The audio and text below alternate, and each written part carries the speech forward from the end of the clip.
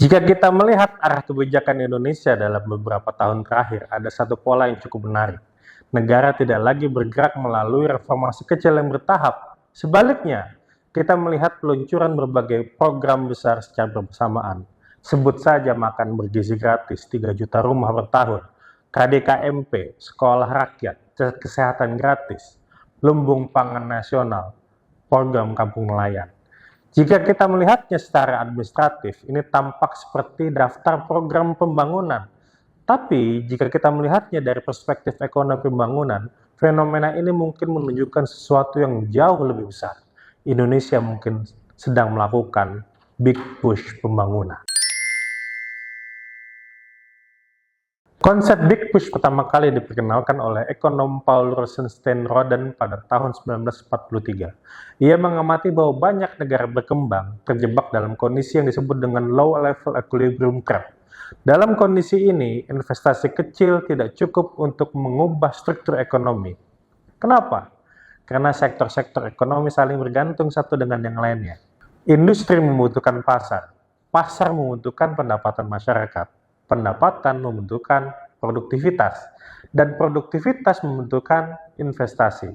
Karena itu, Rosenstein dan Roden beranggapan bahwa pembangunan sering membutuhkan lonjakan investasi secara simultan di berbagai sektor. Inilah yang kemudian kita sebut dengan big push. Teori ini kemudian diperkuat oleh penelitian Murphy pada tahun 1989 yang menunjukkan bahwa industrialisasi sering membutuhkan koordinasi investasi lintas sektor. Tanpa koordinasi ini, investasi individu sering tidak cukup untuk memicu transformasi ekonomi. Jika kita melihat sejarah pembangunan dunia, pendekatan seperti ini memang sering muncul pada saat negara mengalami transformasi besar. Korea Selatan misalnya pada tahun 1960 adalah salah satu contoh yang klasik. Pada saat itu pemerintah Korea tidak hanya mendorong industrialisasi, negara juga secara simultan, dia membangun apa? Membangun infrastruktur, pendidikan teknis, akses pembiayaan industri, serta kebijakan ekspor manufaktur. Hasilnya sangat dramatis. Pada tahun 1960, PDB per kapita Korea Selatan hanya sekitar $150. 30 tahun kemudian, angka tersebut meningkat lebih dari 40 kali lipat. Transformasi serupa juga terjadi di Taiwan dan Singapura. Namun, yang penting untuk diingat, tidak semua big push akan berhasil. Banyak negara di Amerika Selatan pada tahun 1970 mencoba melakukan industrialisasi besar, tetapi berakhir dengan krisis fiskal. Di beberapa negara Afrika misalnya, program pembangunan besar juga sering tidak menghasilkan transformasi ekonomi yang diharapkan. Artinya apa? Big push selalu memiliki dua sisi.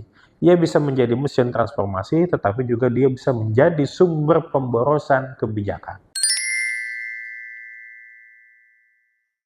Pertanyaannya sekarang itu adalah, apakah Indonesia sedang melakukan sesuatu yang serupa?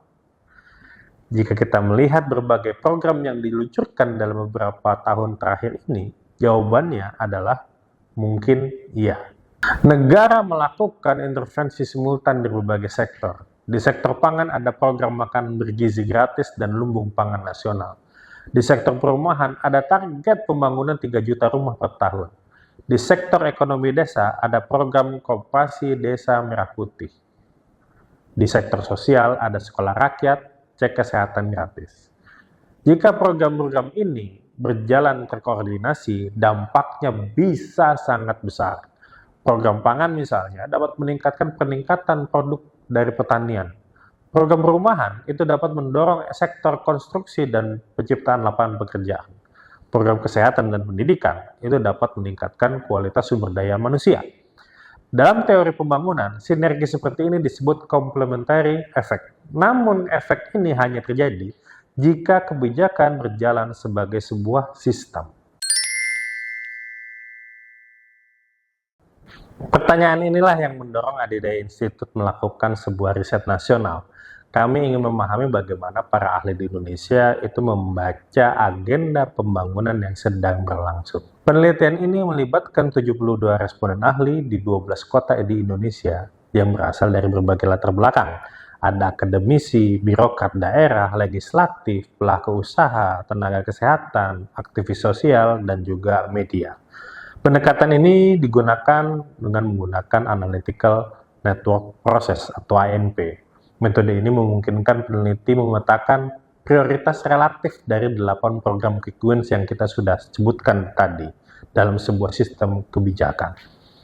Dengan kata lain, penelitian ini tidak hanya melihat apakah masyarakat mendukung program pemerintah, tetapi sebetulnya ingin memahami lebih jauh lagi bagaimana para ahli membaca arsitektur kebijakan nasional.